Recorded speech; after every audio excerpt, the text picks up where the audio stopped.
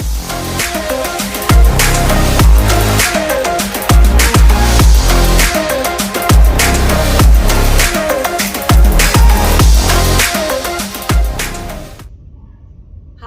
I'm Katie, and this is your YMCA Exercise of the Week.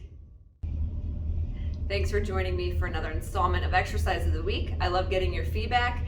I love hearing that you're watching these videos and getting something out of it. If this is your first time joining me, thanks for giving me a few minutes of your time, and I hope you find it useful. I recently talked to you about the Rear Delt Fly. I was on all fours with a dumbbell and showed you how to use that exercise to work the back of your shoulder.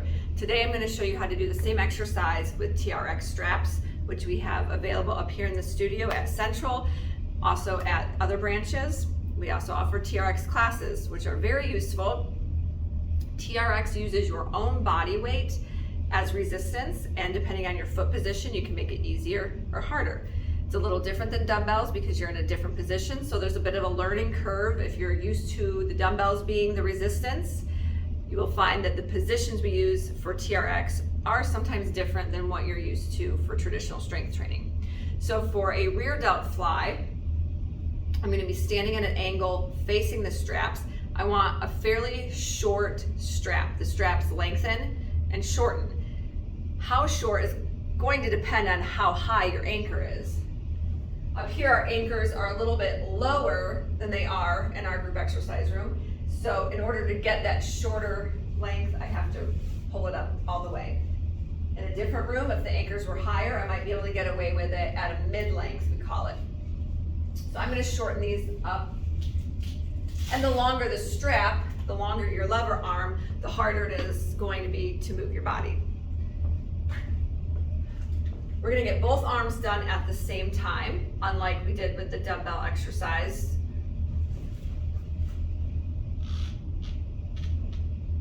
I'm going to take a slight angle because the steeper I go, the harder it's going to get. And since we're using a straight arm and a smaller muscle group, I'm going to be at a disadvantage, so I don't want to go too steep. Here's what it looks like.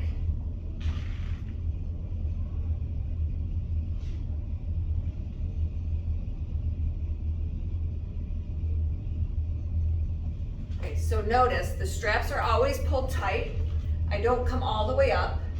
If I come all the way up, then the straps sag. So I don't want that to happen. I don't want the straps to have any slack in them. I keep them pulled tight all the time. So there's always tension on the straps. There's always tension on my muscles as well. I also come down nice and slow. You want to avoid falling. Your muscles contract on both sides of the exercise. You have a concentric contraction and an eccentric contraction. That just means shortening of the muscle and lengthening of the muscle, but you have the ability to gain strength on both sides of the exercise. So it would be a waste to pull up and focus on that and then just waste it on the way down. You're resisting gravity, you're resisting your body weight, so use that to your advantage to help you get stronger. Some other points. We want to keep our arms fairly straight. You don't have to have a strict locked out elbow, but if we bend the elbows more and pull, we've turned it into a different exercise. We've turned it into a row, which our body automatically knows is more efficient and it's an easier way to get your body upright, but you've changed the focus of the exercise to a different muscle group. So if we're intending to work the backs of our shoulders, we want to keep those arms straighter. If we want to work the larger muscles of the back, like the lats, then we would do a row. We're not doing that right here. So we want to try to keep a straight arm. Oftentimes, I'm going to show you what happens.